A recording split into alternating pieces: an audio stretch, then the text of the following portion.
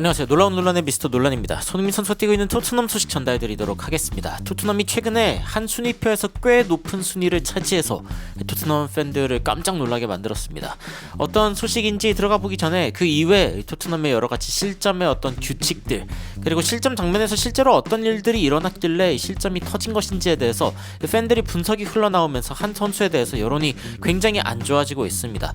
게다가 이제 손흥민 선수가 직접 또 이 선수랑 이야기하는 장면이 나오기도 했는데 어떤 장면인지 바로 들어가 보시죠. 일단 논란이 되고 있는 소식입니다. 첫 번째는 토트넘이 한 차트 위에 3위를 기록하게 된 것인데, 이 차트가 무엇이냐? 위에 읽어보면은 The world's most profitable sports teams, 이 스포츠 팀 중에 이 세계에서 가장 많이 돈을 벌고 있는, 이게 이제 어떤 기준으로 이렇게 이야기를 한 거냐라고 이야기를 할 수 있는데, 일단 출처는 굉장히 믿을 만한 곳입니다. CBS 스포츠고 포브스지에서 이제 이야기한 거를 정리한 거라고 하네요. 근데 여기 보면은 자, 어떤 기준이냐? 3년 토탈 오퍼레이팅 인컴이라고 되어 있습니다.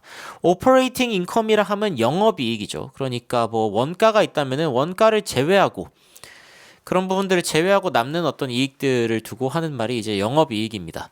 그래서 1위는 어디냐? 댈러스 카우보이스, NFL. 역시 NFL 장난 아니죠. 이 스포츠 시장의 크기 자체가 크기 때문에 NFL이 당연히 1위를 할 것 같다는 생각이 들었습니다. 그 뒤에가 이제 뉴 잉글랜드 패트리어츠인데, 근데 댈러스랑 격차가 꽤 됩니다. 와, 진짜 이거는 거의 4억 달러 이상 차이가 나는 거니까요. 그러니까 꽤 큰 차이가 나는데, 재밌는 점은 뭐가 재밌냐면은 뉴 잉글랜드 패트리어츠 다음에 3위를 기록하고 있는 팀이 다른 NFL 팀도 아니고요. 혹은 뭐 이제 시장 규모가 큰 NBA 뭐 이런 데도 아니고요. EPL에 있는 토트넘 핫스퍼입니다. 와우.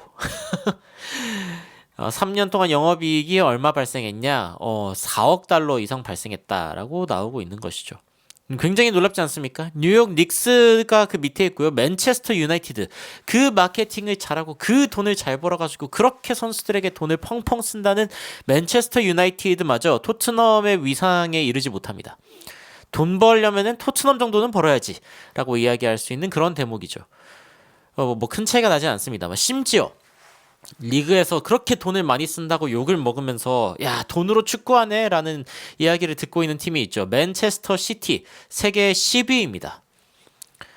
영업이익이 얼마나 나는지를 살펴보니까 전 세계에서 탑3 안에 드는 이 수익을 내고 있는 팀이 바로 토트넘이었고, 이 맨체스터 형제들 유나이티드와 시티, 이 팀들은 다 이제 토트넘 아래에 있는 것이죠. 심지어 맨체스터 시티는 꽤 차이가 많이 납니다. 8천만 달러 이상의 차이가 나고 있는 것을 이제 볼 수가 있고, 토트넘 팬들이 이걸 보면서 약간 한탄하듯이 야, 진짜 레비의 마스터 클래스다, 대단하다. 이래도 우리가 입스위치를 홈에서 못 이기는데 무슨 소용이 있냐. 야, 역시 이것이 레비가 그 가장 눈여겨보는 순위표 아니겠냐. 나머지는 뭐 그냥 이제 장식이지 뭐 이렇게 이야기하고, 레비가 탑4에 대해서 이야기를 할 때 이거 얘기를 하는 거였구나. 리그 탑4가 아니라 순위, 이 순위 탑4 탑3 안에 들어있는 토트넘의 모습을 볼 수가 있습니다. 지금 뭐 토트넘 여러 가지 사업들을 활발하게 하고 있죠. 그럼에도 불구하고 축구 내적인 어떤 문제들에 대해서 고치지 못하고 있다, 이런 것들을 볼 수가 있습니다. 뭐 토트넘의 운영 방식, 여러분들 뭐 오랫동안 봐왔기 때문에, 그리고 레비 회장을 아시는 분이라면은 뭐 이게 놀랍지도 않다 뭐 이렇게 생각하고 계실 수도 있지만요. 토트넘은 최근 3주 동안 비슷한 골을 4번이나 실점했다라고 하면서 4가지 장면이 화제가 되고 있습니다. 이번에 입스위치 전도 그렇고, 그리고 이제 웨스트햄에게 골 먹혔을 때인가요? 이 뒤에 전부 다 이제 토트넘이 실점하는 장면이 어떻게 된 거냐? 왼쪽에서 넘어와가지고 들어가는 거, 왼쪽에서 넘어와가지고 들어가는 거, 왼쪽에서 넘어와가지고 들어가는 거, 왼쪽에서 넘어와가지고 반대쪽에서 들어가는 요 장면이 토트넘이 가장 많이 실점한 장면이다라고 이야기가 나오고 있습니다. 그럼 저 공간은 누가 사실은 맡았어야 하는 거냐? 토트넘 팬들의 반응을 보면 좀 알 수가 있는데, 일단 기본적으로 알리스테어 골드 기자도 이 부분에 대해서 이제 이야기를 한 바 있고요. 최근의 영상에서. 그래서 많은 골과 찬스가 어디서 나오냐? 로메로와 포로 사이에서 나온다. 뭐 한두 번 정도는 일어날 수 있는 일이지만 지속적으로 일어난다면은 그럼 이 선수들 혹은 매니저와 코치들이 이 부분에 대해서 뭐라고 해야 되는 거 아니냐라는 이야기가 나오고 있습니다. 근데 이제 골이 터진 지점이 그렇다는 거고 라이트백이랑 브래넌 존슨이 좀 문제인 거 아니겠냐. 그러니까 라이트백이라고 하면은 이제 페드로 포로가 보통 뛰는 그 자리고 그리고 브래넌 존슨이 또 내려와가지고 수비를 같이 해줘야 되는 것 같은데 그쯤에 이제 좀 수비적인 문제가 있는 것 같다라는 이야기가 나오고 있고 그리고 이제 우도기나 레프트 센터백이 너무 많은 공간을 내놓아가지고 왼쪽에서 공간이 나버렸기 때문에 반대쪽인 포로 브래넌 쪽에서 이제 공간이 난 부분이 오히려 좀 착취당하는 거 아니냐. 포로랑 브래넌 존슨이 그리고 너무 이제 상대방을 놔주고 있기 때문에 이런 문제들이 벌어지고 있는 것이다 라는 의견들도 나오고 있고요. 그래서 이제 뭐 자주 나오는 얘기가 뭐냐면은 페드로 포로가 수비적으로 그렇게 잘하지 않는다. 로메로도 최근에 그렇게 뭔가 예리해 보이지가 않는다. 특히 크로스를 잘 못 막는 것 같다. 그리고 왼쪽에서 뭔가 수비를 잘 못하다 보니까 그러니까 이제 자유롭게 뛰어 들어가가지고 위험한 공들이 이 박스 안으로 들어오는 거 아니냐. 이렇게 뭐 오른쪽, 왼쪽 다 이제 가리지 않고 뭔가 문제가 있다는 이야기가 나오고 있고 기본적으로 안지 포스테코글루 감독의 이 전략 자체가 이 사이드백들 그러니까 이 4백이 있으면은 1, 2, 3, 4 이렇게 있으면은 그러면은 이제 그 두 명의 선수가 다 위로 올라가죠. 그러니까 중앙에 있는 선수들 빼고는 다 공격에 참여해버리기 때문에 양쪽 윙이 비고 그렇게 되면 이 크립토나이트 이 슈퍼맨의 유일한 약점으로 알려진 물질이죠. 그러니까 토트넘의 약점은 뭐다? 그냥 그 양쪽 비어있는 윙 그리고 그 사이를 왔다 갔다 하는 공들이다. 결국에는 존슨, 포로, 클루셉스키 뭐 누군가가 그 공간을 막아야 된다라고 이야기를 하지만 토트넘이 공격하고 있는 장면에서 여기가 비어있는 거는 당연한 겁니다. 그러니까 토트넘은 사실은 더 현실적으로 봤을 때는 공격을 했을 때 제대로 마무리를 하거나 아니면 이제 수비 장면으로 내려올 때 이 선수들이 더 열심히 내려오거나 뭐 두 가지밖에 주문할 수가 없는 것이죠. 실제로 이제 이번 그러니까 그 입스위치의 선제골 바이시클 킥으로 들어간 요 골이 있죠. 이 골에 대해서 굉장히 많은 선수들의 이제 이게 누구 책임이냐라는 이야기가 나오기는 했는데 여기에서 가장 큰 주목을 받은 선수 바로 요 선수입니다. 머리 스타일 보고 누군지 짐작이 가시나요? 바로 브래넌 존슨인데 이 공이 높게 떠 있는 상황에서 내려오는데 이 공에 대해서 브래넌 존슨이 챌린지를 전혀 하지 않습니다.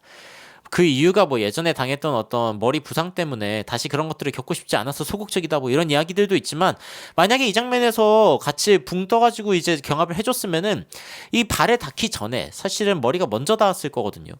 그런데 이제 이거를 이제 대처를 안 하니까 이제 모두의 눈길 이게 이제 마피아 게임 하듯이 누가 이제 범인인지 쓱 알 수 있는데 페드로 포로도 브래넌 존슨 보고 있고 비카리오도 브래넌 존슨을 보고 있고 그리고 로메로도 브래넌 존슨을 보고 있고 그러니까 모든 선수들이 지금 아니 이거 어떻게 된 거냐 브래넌 존슨을 다 주목하고 있는 상황인 겁니다. 아니 왜 이거 안 떴냐 경합을 안 했냐. 그러니까 토트넘 팬들 반응 보면은 야 이건 진짜 막을 수 있는 공이었는데 이렇게 바이시클 킥을 하는데 존슨이 도전조차 안 했기 때문에 공이 엄청 높게 있고 그냥 막아낼 수 있는 공이었는데 이거 못 막아낸 거 아니냐. 야, 이 각도는 더 충격적이다. 어떻게 브래넌 존슨이 그 헤딩을 하지 않는지 이해가 되지 않는다. 뭐 이런 반응들이 나오고 있습니다. 게다가 두 번째 골 같은 경우에는 이제 또 그 드라구신의 문제가 또 이제 빚어지기도 했는데 드라구신 같은 경우에 이제 라인을 안 지켜가지고 문제가 되다가 마지막에 또 수비하는 장면에서 헛발질을 하거나 혹은 뭐 자신에게 맞고 넘어간 공이 상대방에게 가버리면서 문제가 됐었죠. 그래서 손흥민 선수랑 뭔가 이야기하는 장면이 나오기도 했는데 비카리오가 손흥민 선수의 얼굴을 좀 풀어주려고 하지만 손흥민 선수 여전히 만족하지 못하는 얼굴로 뭔가 이야기를 하는 장면이 나오기도 했습니다. 여하튼 토트넘의 수비 전반적으로 문제가 생겼고 그리고 특히 이제 왼쪽에는 드라구신의 문제, 오른쪽에는 뭐 포로랑 그리고 이제 로메로, 그리고 뭐 거기에다가 존슨까지 뭔가 서로 이렇게 그 부분을 잘 막지 않고 있는 이 상황에 대해서 지속적으로 이야기가 나오고 있습니다. 그리고 이 상황 가운데 토트넘이라는 팀은 점점 더 침몰을 하고 있고요. 제가 아까 방금 지나가긴 했는데 그 해외에서 이러한 이야기가 나왔습니다. 토트넘 팬이 된다는 것은 마치 이제 어떤 중증 질환이 있는데 근데 마지막에 죽지도 못하는 그런 질환을 갖는 것과 다름이 없다. 진짜 병을 앓는데 그냥 이렇게 만성으로 앓는데 죽지도 못해요. 그게 바로 토트넘 팬이라는 것이다 라고 이야기를 할 정도로 토트넘 팬들 지금 너무 고통받고 있는 시기가 아닌가라는 생각이 듭니다. 토트넘의 수비적인 문제에 대해서 여기저기서 이야기가 나오고 있지만 토트넘은 뭐 새로운 영입을 할 생각은 없어 보이죠. 그대로 그냥 키워서 써라. 돈을 벌어야 된다. 뭐 이런 식의 레비 회장의 행보도 너무나 토트넘 팬들의 분노를 사고 있습니다. 여러분들은 현재 토트넘을 보시면서 어떤 생각이 드시는지 굉장히 궁금한데 댓글로 의견 남겨주시면 더욱 흥미롭고 그리고 정확한 외신 소식으로 여러분들 다시 한번 찾아뵙도록 하겠습니다. 이상 놀라운 논란 미스터 논란이었습니다. 시청해주셔서 감사합니다.